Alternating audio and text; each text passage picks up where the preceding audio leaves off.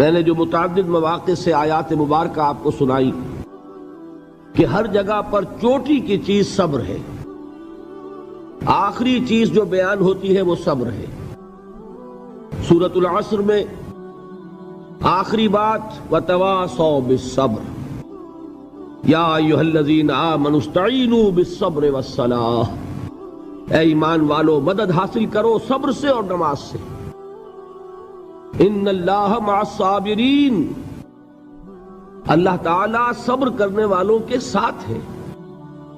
اور پھر آگے چل کر وبشر الصابرین الذین اذا اصابتهم مصیبۃ قالوا انا للہ وانا الیہ راجعون، اے نبی بشارت دیجئے، خوشخبری دیجئے ان صبر کرنے والوں کو کہ جن پر جب بھی کوئی تکلیف یا مصیبت نازل ہوتی ہے تو کہتے ہیں کہ ہم اللہ ہی کے ہیں اور اللہ ہی کی طرف ہمیں لوٹ جانا ہے۔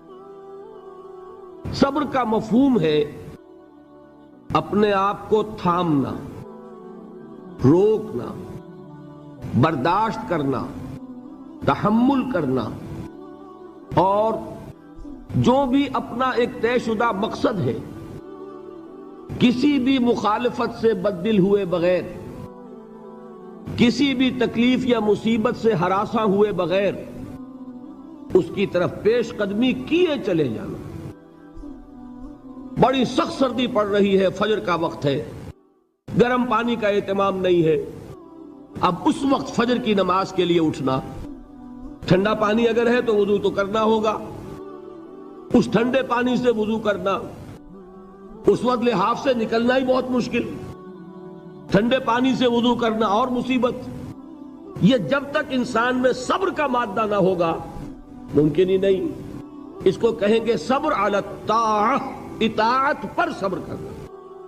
ناگواری محسوس ہو رہی ہے لیکن اس ناگواری کو برداشت کرتے ہوئے انسان اللہ کے حکم کے اوپر جمع رہے، اللہ کے حکم پر عمل کرے۔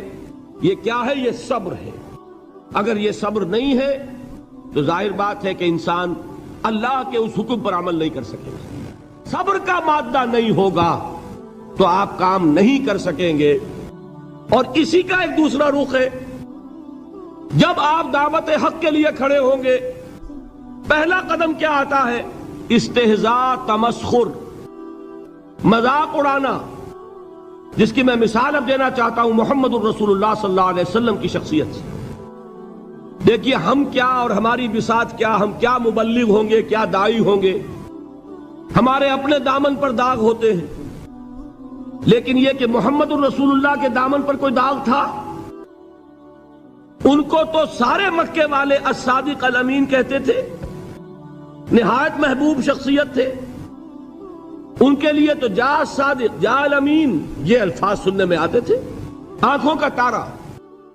لیکن جب آپ نے دعوت اب شروع کی، اب قرآن مجید میں دیکھیے کسی نے کہا مجنون ہو گئے، دماغ خراب ہو گیا، پاگل ہو گئے، اجی شاعر ہیں، کچھ شعر جوڑ لیتے ہیں ہم پر دھوس جماتے ہیں۔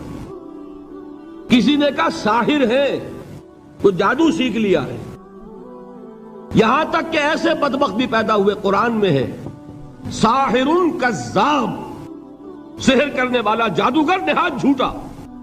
یہ الفاظ کہے جا رہے ہیں کس کی شان میں؟ محمد الرسول اللہ صلی اللہ علیہ وسلم۔ قرآن میں نقل کیا گیا یا ایھا الذی نزل علیہ الذکر انک لمجنون۔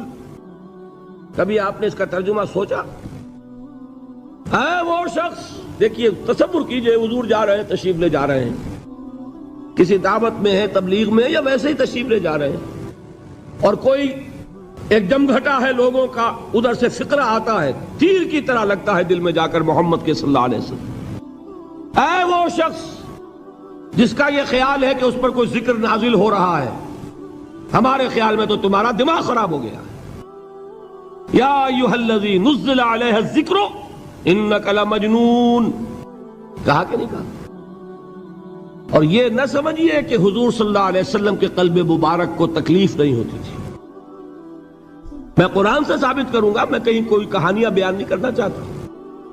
قرآن نے کہا ہے وَلَقَدْ نَعْلَمُ انک یضیق صدرک بما یقولون، اے نبی ہمیں خوب معلوم ہے صلی اللہ علیہ وسلم کہ جو کچھ یہ لوگ کہہ رہے ہیں اس سے آپ کا سینہ بھجتا ہے، یہ جو گھٹن ہوتی ہے، صدمہ ہوتا ہے۔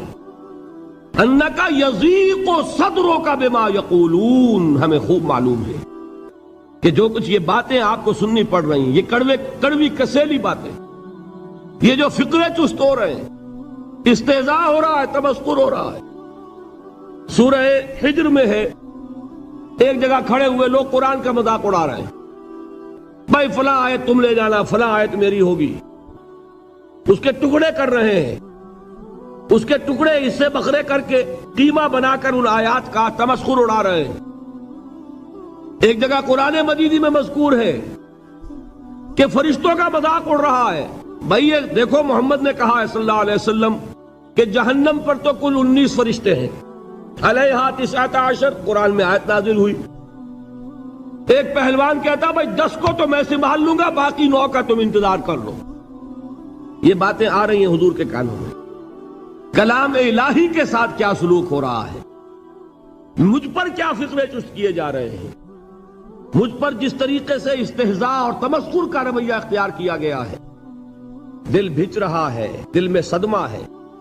دیکھیے سورہ نون ہے، اور میرے نزدیک یہ دوسری وحی ہے جو حضور پر نازل ہوئی ہے، اس کی ابتدائی آیات، نون والقلم وما یسطرون ما انت بنعمت ربک بمجنون وان لک لاجرا غیر ممنون وانک لعلی خلق عظیم فستبصر ویبصرون بأیکم المفتون ان ربک هو یعلم بمن ضل عن سبیلہ وهو اعلم بالمہتدین۔ نون، قسم ہے قلم کی اور جو کچھ یہ لکھتے ہیں۔ اے نبی آپ اپنے رب کی نعمت سے مجنون نہیں ہیں۔ یہ کیوں کہا جا رہا ہے؟ حضور کو جو صدمہ پہنچا ہے وہی نازل ہوئی ہے دل جوئی کے لیے، تسلی کے لیے۔ آپ کیوں برا منا رہے ہیں؟ اے نبی آپ کیوں صدمہ اور رنج اور اندوہ محسوس کر رہے ہیں؟ ان بدبختوں کے کہنے سے کوئی آپ مجنون ہو جائیں گے؟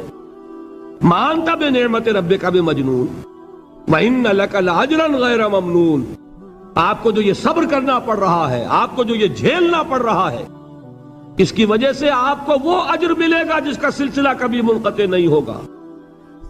وَإِنَّكَ لَعَلَىٰ خُلُقٍ عَظِيمٍ، اور اے نبی آپ تو خلق عظیم کے حامل ہیں۔ آپ کا اخلاق، آپ کا کردار، آپ کی سیرت، آپ کی شخصیت میں طہارت، نفاست، پاکیزگی، آج تک دنیا نے کوئی پاگل، کوئی مجنون ایسا بھی دیکھا؟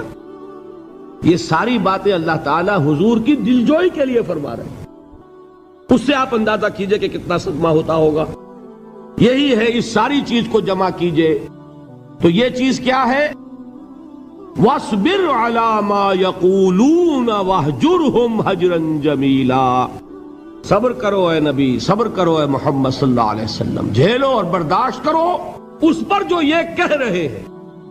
یریدون لیطفئوا نور اللہ بافواہہم، یہ چاہتے ہیں کہ اللہ کے نور کو اپنے منہ سے بجھا دیں، پھونکے مار کے ہی بس۔ نور خدا ہے کفر کی حرکت پہ خندہ زن، پھونکوں سے یہ چراغ بجھایا نہ جائے گا۔ یریدون لیطفئوا نور اللہ بافواہہم واللہ متم نورہ ولو کرہ الکافرون، یہ چاہتے ہیں کہ اپنے منہ کی پھونکوں سے اللہ کے نور کو بجھا دیں، حالانکہ اللہ تعالیٰ تو اپنے نور کا اتمام فرما کر رہے گا، خواہ ان کافروں کو کتنا ہی ناگوار ہو۔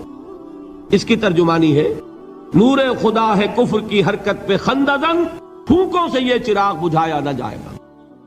یہی وجہ ہے، دیکھیے مکی صورتوں میں خود نبی اکرم صلی اللہ علیہ وسلم کو اتنے مختلف پیرایوں میں صبر کا حکم دیا گیا۔ کچھ مثالیں میں دے چکا ہوں، وَلِرَبِّكَ فَاصْبِرْ، اسی طریقے سے وَاصْبِرْ كَمَا صَبَرَ أُولُو الْعَزْمِ مِنَ الرُّسُلِ، اے نبی صبر کیجئے جیسے کہ صبر کیا ہمارے اولو العزم رسولوں نے۔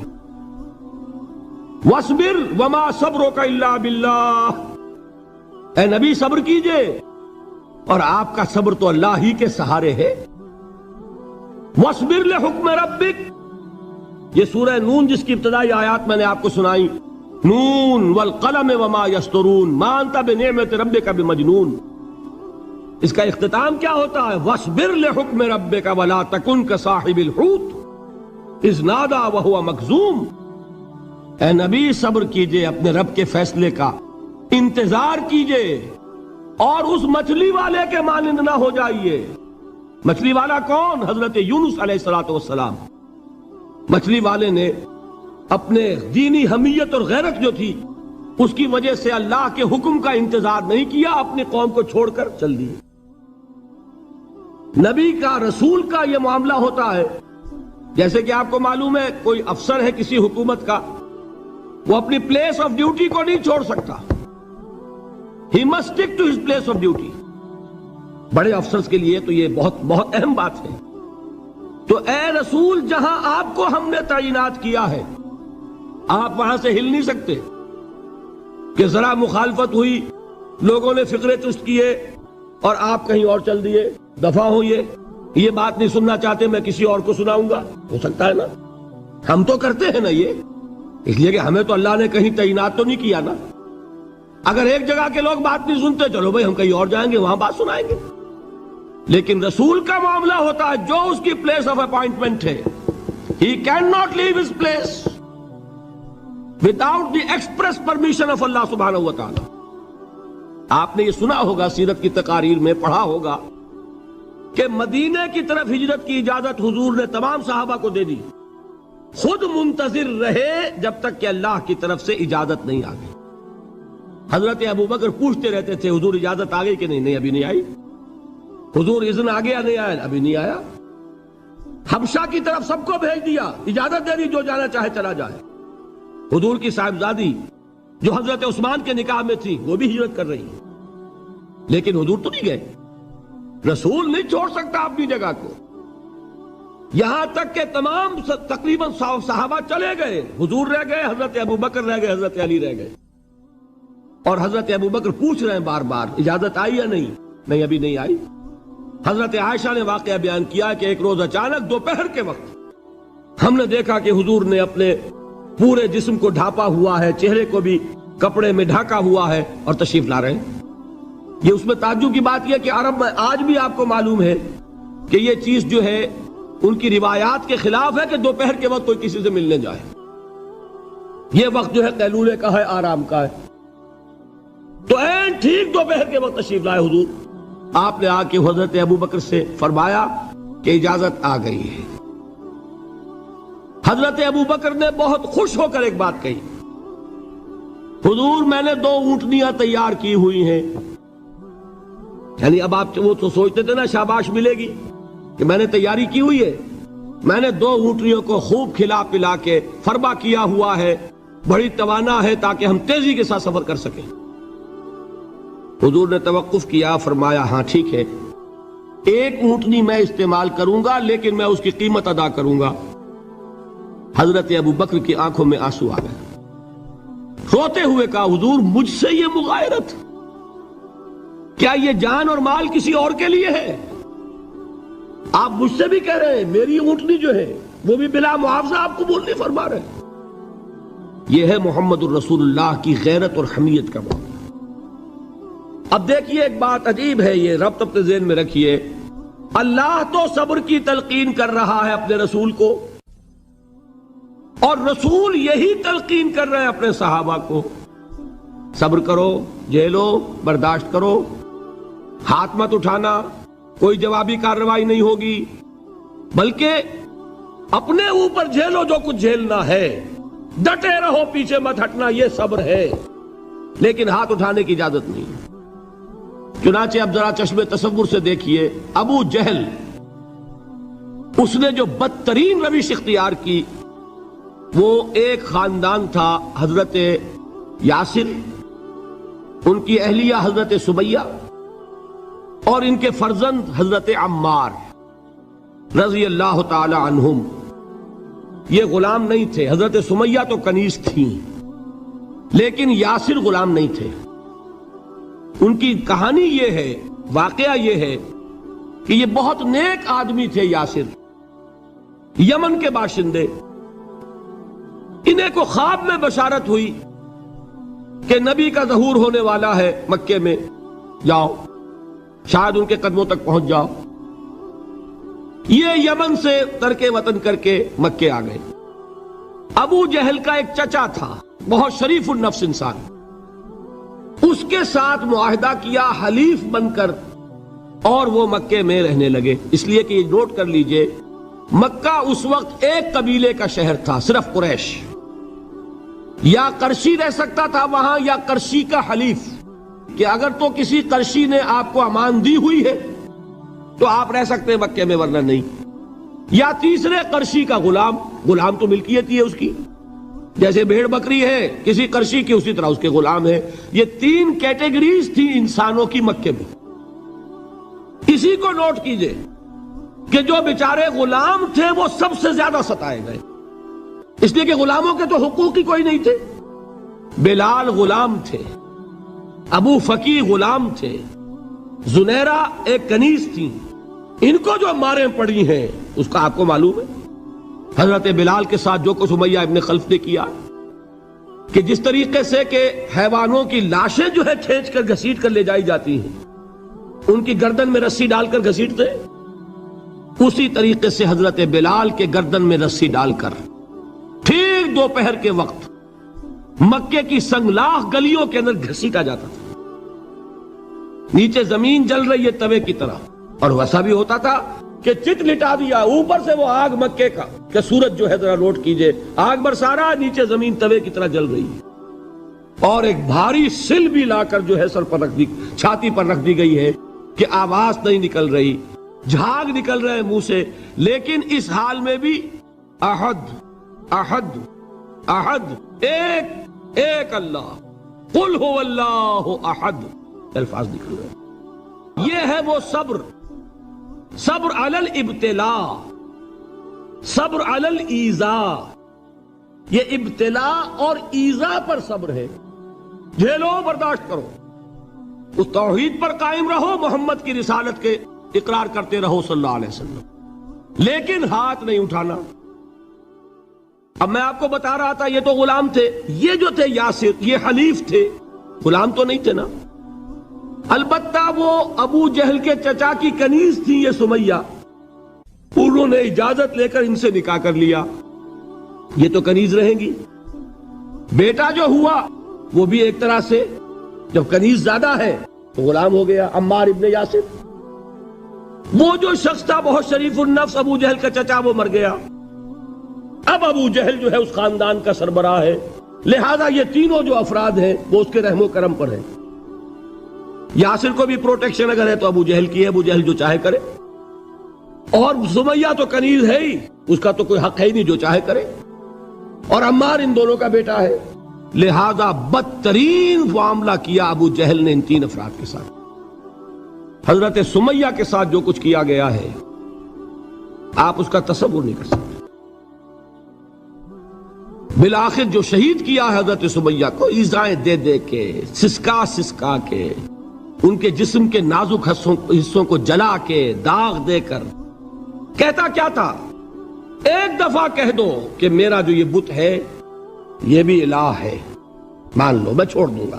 تنگ آ گیا، کسی طریقے سے ایک دفعہ کہہ دو پھر میں چھوڑ دوں گا۔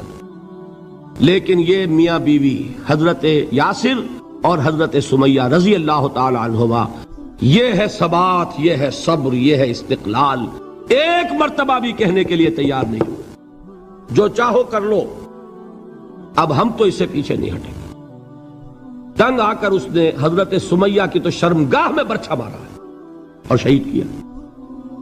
حضرت یاسر کے بارے میں ایک روایت یہ ہے، ستا ستا کے، تنگ کر کر کے، آخر کار جو ختم کیا، انہیں شہید کیا کس طرح، 4 سانڈ اونٹ جوان، ان سے رسے باندھے، ایک رسے سے ایک بازو باندھا، دوسرے سے دوسرا بازو باندھا، تیسرے سے ایک ٹانگ باندھی، چوتھے سے دوسری ٹانگ باندھی، اور چاروں کو دوڑایا ہے کہ جسم کے پرخچے اڑ گئے۔ اس وقت سامنے سے حضور گزرتے تھے جبکہ آل یاسر کے ساتھ یہ معاملہ ہو رہا ہے، کیا فرماتے تھے، اسبروا یا آل یاسر فإن موعدکم الجنہ، اے یاسر کے گھر والوں صبر کرو، جھیلو، اس لیے کہ تمہارے وعدے کی جگہ جنت ہے.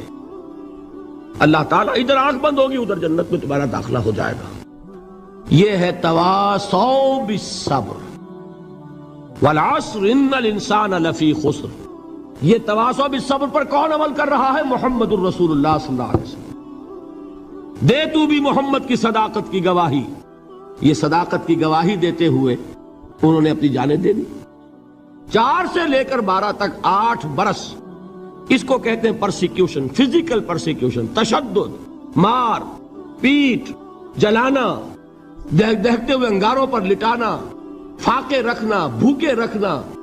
ان کو ڈال دی گئی زنجیریں، گھروں میں بند کر دیا گیا نوجوانوں کو. حضرت عثمان کو چچا نے ان کے ایک چٹائی کے اندر لپیٹا اور دھونی دے دی. دم گھٹ رہا ہے، جان نکل رہی. حضرت مصعب بن عمیر رضی اللہ تعالی عنہ، وہ نوجوان 200 درہم کا جوڑا ان کا سل کر آتا تھا شام سے تیار ہو کر. لباس معطر ہوتا تھا، جدھر سے نکل گیا پوری گلی جو ہے وہ معطر ہو گئی. انگلیاں اٹھ رہی ہیں، وہ جا رہا ہے مصعب، یہ خوشبو اس کی ہے.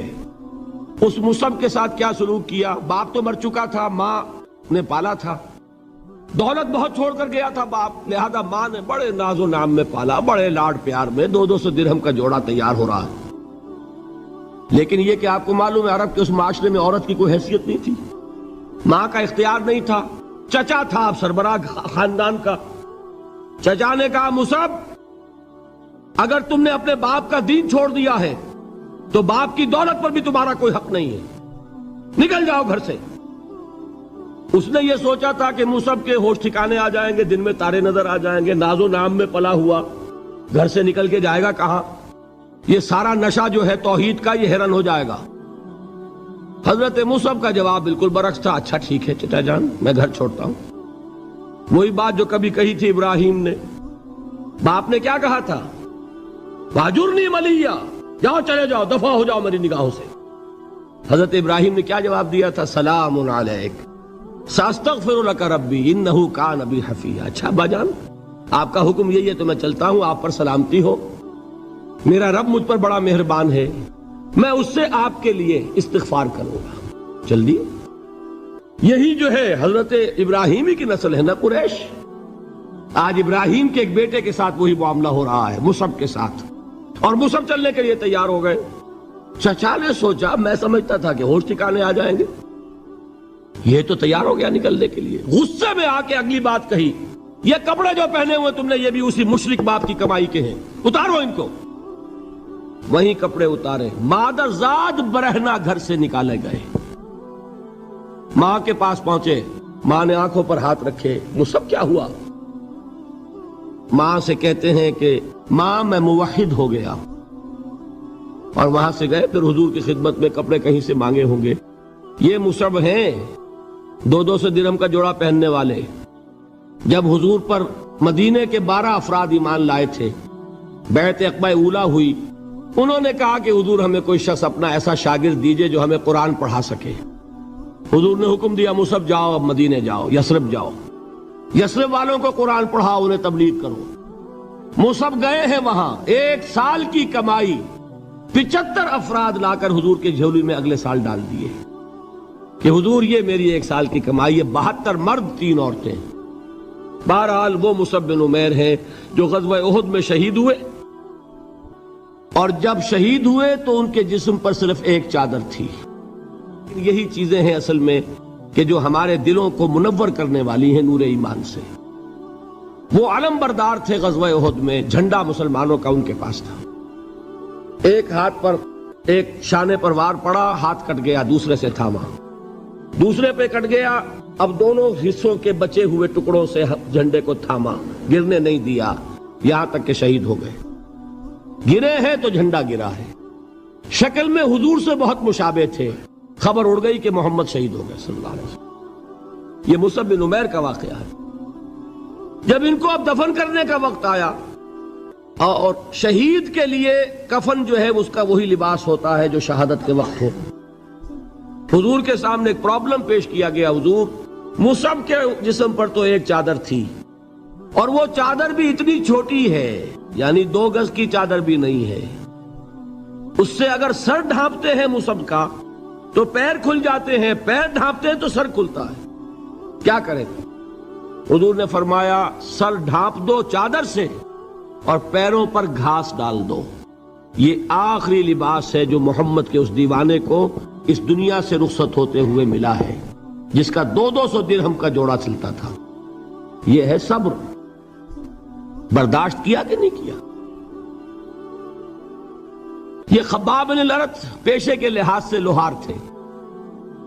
سوچئے ایک زندہ انسان کو دہتے ہوئے انگاروں پر لٹایا جا رہا ہے، ان انگاروں سے کھال جلی، کمر کی چربی پگھلی، اس پگھلنے والی چربی سے وہ انگارے ٹھنڈے پڑے۔ یہ سب کچھ جھیل رہا ایک شخص۔ سوچنے والوں نے سوچا نہیں ہوگا کیا جرم تھا ان کا؟ تو بڑا شریف آدمی ہے، بہت اچھا کاریگر ہے، وقت پر کام دیتا ہے، مناسب اجرت لیتا ہے، یہ کیا ہوا؟ یہ کوئی جرم نہیں، جرم صرف ایک ہے، ایک اللہ کو مانتا ہے اور محمد کے دامن سے وابستہ ہے صلی اللہ علیہ وسلم۔ فاستعینوا بالصبر والصلاۃ، مدد حاصل کرو کس سے؟ صبر سے اور نماز سے۔ ان اللہ مع الصابرین، جان لو کہ اللہ تعالیٰ صبر کرنے والوں کے ساتھ ہے۔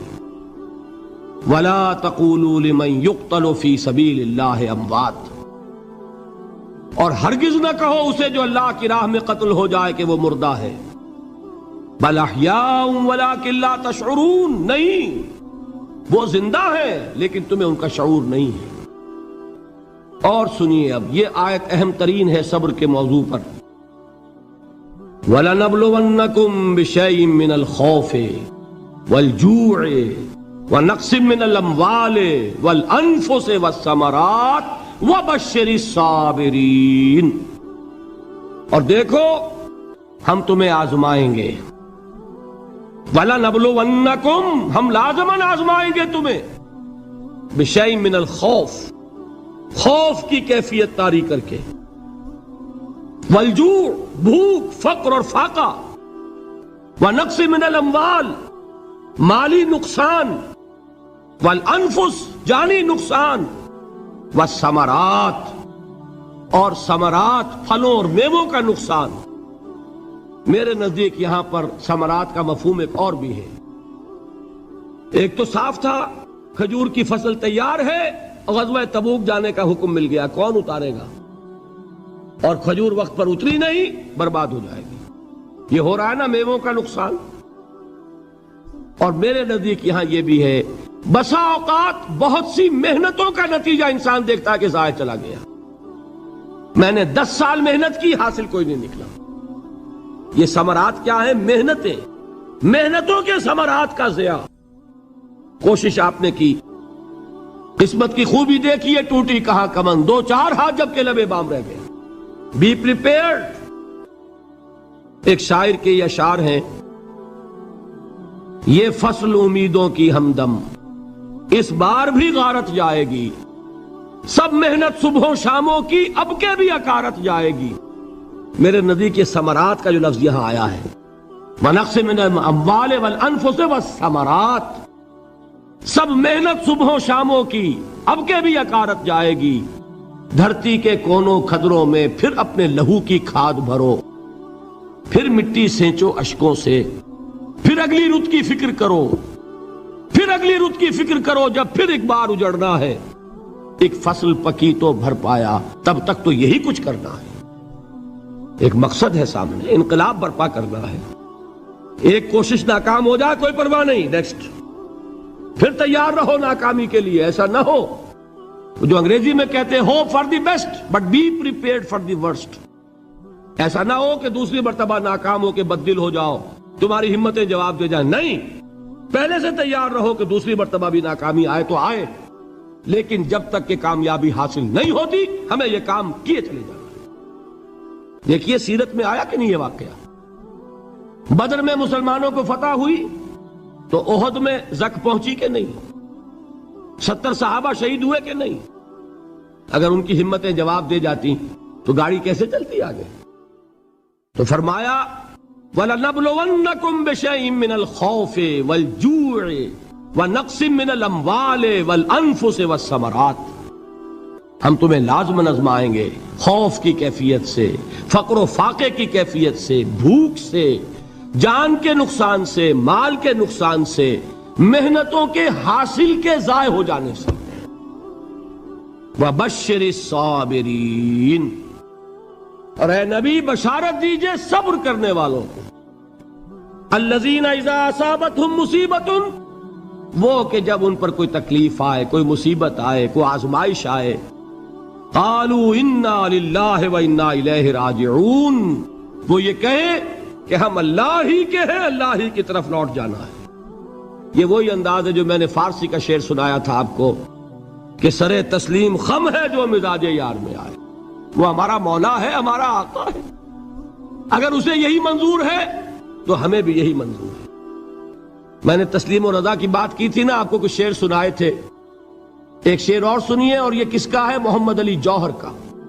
ایک مرتبہ جیل گئے، ان کی ایک بیٹی جوان بیمار ہوئی، فوت ہو گئی، باہر چھوڑا انگریز نے، جاؤ بھائی دفن کر دو بیٹی کو۔ دوسری مرتبہ جیل گئے، دوسری جوان بیٹی اسی مرض میں مبتلا ہوئی، اب یہ جیل میں ہے، خبر پہنچی کہ دوسری بیٹی کے اوپر بھی اسی مرض کا حملہ ہوا ہے۔ ایک نظم لکھی ہے جس کا آخری شعر یہ ہے، تیری صحت ہمیں منظور ہے لیکن اس کو نہیں منظور تو پھر ہم کو بھی منظور نہیں۔ یہ ہے، جب تک یہ کیفیت نہ ہو اس میدان میں آدمی ثابت قدم نہیں رہ سکتا کہ میرے رب کو اگر یہ منظور ہے تو یہی مجھے منظور ہے، اور تیری صحت ہمیں چاہیے تو ضرور لیکن ہمارے رب کو منظور نہیں تو ہمیں بھی منظور۔ راضی برضائے رب۔ وَبَشِّرِ الصَّابِرِينَ الَّذِينَ إِذَا أَصَابَتْهُمْ مُصِيبَةٌ قَالُوا إِنَّا لِلَّهِ وَإِنَّا إِلَيْهِ رَاجِعُونَ۔ نہ شود نصیب دشمن کے شود ہلاک تیغت، سر دوستہ سلامت کے تو خنجر آزمائی۔ اولئک علیہم صلوات من ربہم ورحمہ، یہی ہے وہ لوگ جن پر ان کے رب کی طرف سے عنایتیں ہیں اور رحمتیں ہیں۔ وَأُولَئِكَ هُمُ الْمُهْتَدُونَ، اور یہی ہے وہ لوگ جو کامیاب ہونے والے ہیں، ہدایت پانے والے، ہدایت یافتہ۔ وَالصَّابِرِينَ فِي الْبَأْسَاءِ وَالضَّرَّاءِ وَحِينَ الْبَأْسِ، اور صبر کرنے والے، اصل نیکی ان کی ہے، جسمانی تکلیفوں میں صبر کرنے والے، فقر اور فاقے میں صبر کرنے والے، اور جنگ کے وقت صبر کرنے والے۔ اولئک الذین صدقوا واولئک هم المتقون، یہ ہے وہ لوگ جو صبر کرنے والے ہیں، یہ ہے جو سچے ہیں، جو اپنے دعوے میں نیکی کے اور ایمان کے صادق ہیں، اور یہی وہ لوگ ہیں جو متقی ہیں۔ اللہ تعالیٰ نے کیسے کیسے مسلمانوں سے کہا، مسلمانوں تمہیں زک پہنچی ہے تو انہیں بھی تو پہنچی تھی، ان کے 70 نہیں مارے گئے تھے بدر میں، ان کے حوصلے جو ہیں وہ تو پست نہیں ہوئے، وہ اگلے سال آ گئے تم پر چڑھائی کر کے، تم کیوں اتنا برا مان رہے ہو؟ تمہارے دل اتنے زخمی کیوں ہو گئے؟ تمہیں تکلیف پہنچتی ہے تو انہیں بھی پہنچتی ہے۔ اپنی غیرت جو ہے ہمیں ذرا اس کا جائزہ لینا چاہیے۔ لوگ باطل نظریات کے لیے کتنی قربانیاں دے رہے ہیں، لوگ باطل چیزوں کے فروغ کے لیے کتنی محنتیں کر رہے ہیں۔ جیسا کہ میں نے ابھی کہا تھا، اسی غیرت کو چیلنج کرنے کے لیے، ذرا آپ کی حمیت دینی کو جوش دلانے کے لیے، قادیانی نوجوان کتنی تعداد میں اپنے آپ کو دین کے لیے وقف کرتا ہے، اور آپ کتنے نوجوان ہیں جو اپنے آپ کو دین کے لیے وقف کر دیں، اور ہوں وہ کھاتے پیتے گھرانوں کے لوگ۔ یہ نہیں ہے کہ اگر کوئی اور کام نہیں کر سکتا تو پھر یہ ہے کہ وہ دین کے کام میں لگ جائے۔ باصلاحیت لوگ، کھاتے پیتے لوگ، ذہنی استعداد رکھنے والے لوگ، اونچے گھرانوں کے لوگ، وہ وقت کریں اپنے آپ کو دین کے لیے۔ اس کے بغیر کیسے باہر آ جائے گی، کیسے رونق آ جائے گی؟ تو دنیا میں باطل نظریات والے جو ہیں، یہ بات کہی گئی ہے، مسلمانوں تم اگر توحید کے لیے لڑ رہے ہو، دیکھتے نہیں ابو جہل کو، اس نے گردن کٹوائی ہے شرک کے لیے، شرک کے لیے گردن کٹوائے، اور تم توحید کے لیے گردن کٹوانے کو تیار نہ ہو۔ اس نے گردن کٹوائی کہ نہیں کٹوائی؟ اور کس طرح کٹوائی ہے؟ جو کہ بڑا متکبر قسم کا، فرعون قسم کا شخص تھا، جب گردن کاٹنے لگے تو کہتا ہے ذرا نیچے سے کاٹنا، تاکہ جب تم نیزے کے اوپر چڑھاؤ میرے سر کو تو اونچا نظر آئے، معلوم ہو سردار کا سر ہے۔ وہ بدبخت مرتے ہوئے بھی جو اس کی یہ کیفیت تھی نا، اس کو ذہن میں رکھیے۔ تو یہ اس لوگوں نے قربانیاں دی، جانیں دی، تو فرمایا اگر تم ان سے زیادہ قربانی نہیں دو گے، جو نوٹ کر لیجئے اس کو، مجرد اگر حق کو غالب کرنا اللہ کے ذمے ہو تو آنے واحد میں غالب کر دے گا، تمہیں تکلیف ہی دینے کی ضرورت نہیں۔ سمجھ رہے؟ کیا اللہ کے مقابلے میں کوئی باطل کی طاقت ٹھہر سکتی ہے؟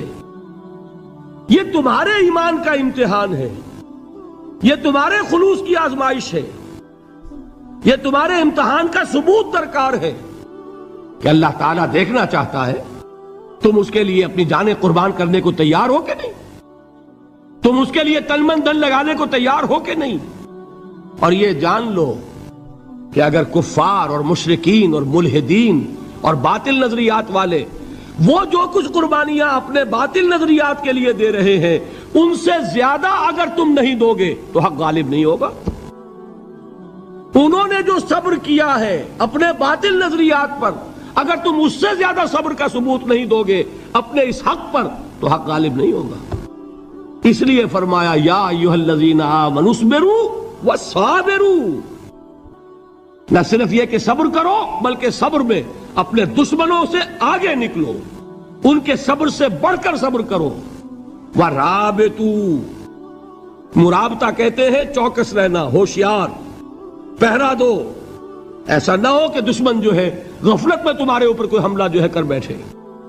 وَاتَّقُوا اللَّهَ، اور اللہ کا تقوی اختیار کرو، لعلکم تفلحون، تاکہ تم فلاح پاؤ۔